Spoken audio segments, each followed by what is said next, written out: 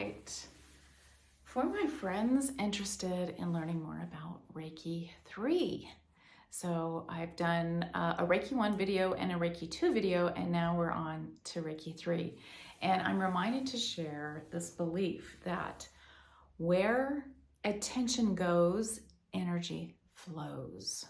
So it's a practice, a meditative practice and a visualizing practice, and also a hands hovering and touching technique as well. Plus there's sound healing oftentimes involved in my sessions. So there's a lot going on in Reiki 3. And so there's a reason why it's 1, 2, and 3. Those steps are there for a reason. So if you're called in to try out Reiki, start with Reiki 1 and then practice there for a while. And then if you're called into Reiki 2, do some Reiki 2. And if you're like me and you're called into Reiki 3, this is about Reiki 3.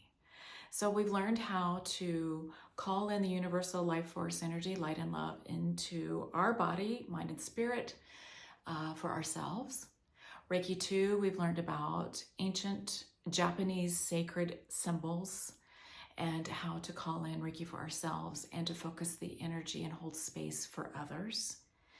And then Reiki 3 is where we learn a more intense, deeper connection with this universal life force energy. And so Reiki is passed on from Reiki master to Reiki master. It is a family.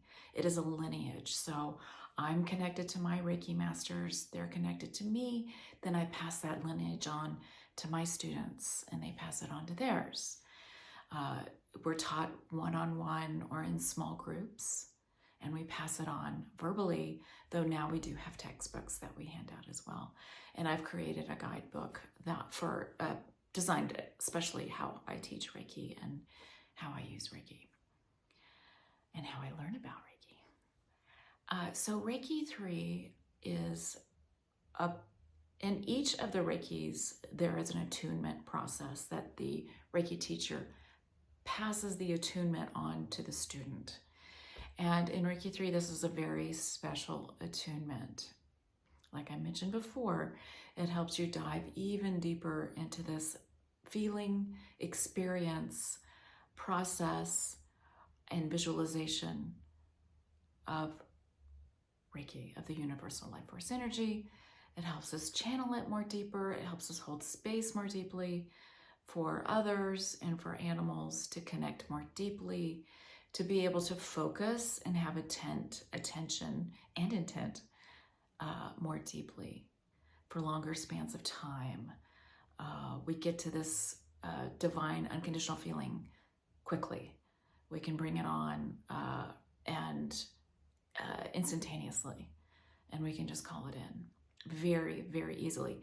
We continue to practice Reiki on ourselves on the daily.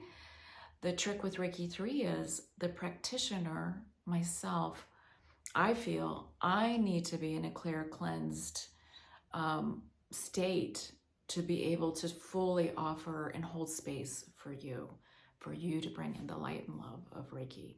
So for me to be at my optimal best all the time. So I am living, breathing, experiencing, being in Reiki all the time. It is my lifestyle. It is my belief. It is my way of life. And Reiki, very simply to me, is unconditional love. It's just practicing from our heart space, sending love, receiving love, sending love, receiving love. And as a practitioner, another tricky part is having the ability to receive. A lot of us are very good at sending out maybe rescuers, or maybe that person in the family that connected the dots for everybody. We're the mediary. Now in Reiki 1, 2, and 3, it is a full submission, a full opening, a full allowing. It's not about getting, it's about letting and believing in unconditional love, believing in the power of love to heal, to unite, to connect, and to help us just feel better. It's a beautiful practice. Reiki 3 is amazing. If you're interested, I also teach this course, and I would love to help you learn more about it. Reiki 3 is, I'm a teacher and a student. I am continuously growing and learning and just sharing what comes to me. So let's connect. Much love and light to you. Thank you for watching the video.